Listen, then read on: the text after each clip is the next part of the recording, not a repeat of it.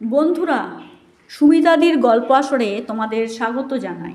আজকে তোমাদের একটি গল্প শোনাবো, যে গল্পটির নাম ফুল এবং এর লেখিকা শুক্লতা রাও।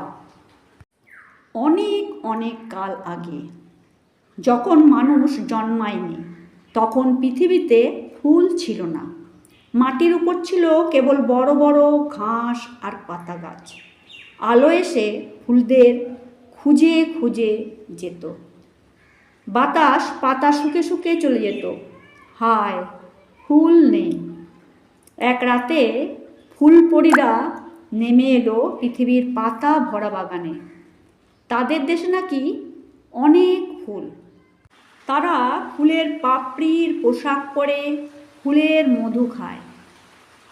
পরীরা বলাবলি করলো, আচ্ছা, এমন চমৎকার জায়গায় ফুল নেই, চলো আমরা ফুল নিয়ে আসি।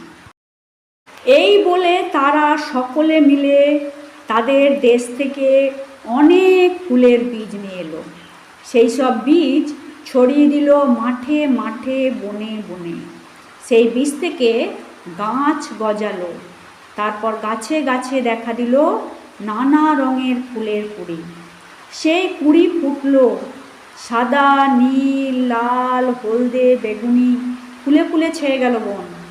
আলো এসে তাদের গায়ে হাত বুলিয়ে দিল। বাতাস এসে তাদের দুলিয়ে দিয়ে গেল।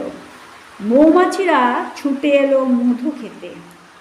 এখনও নাকি ফুলপরীরা নেমে আসে পৃথিবীতে। যেখানে মানুষরা থাকে সেখানে নয়। রাত হলে, চাঁদ উঠলে তারা গভীর জঙ্গলের ভিতরে নামে। সারা রাত ফুলবনে হাত ধরাধরি করে নাচে। ভোর না হতেই চলে যায়। সকালবেলা সেখানে গেলে নাকি দেখতে পাওয়া যায় তাদের পায়ের চাপে ঘাস শুয়ে পড়েছে। কেউ দেখেছো কি? বন্ধুরা, আজ তোমাদের এই ফুল গল্পটি পাঠ করে শোনালাম। যদি গল্পটি ভালো লেগে থাকে তো অতি অবশ্যই একটি লাইক দেবে, চ্যানেলটি সাবস্ক্রাইব করে সঙ্গে থাকবে। ধন্যবাদ।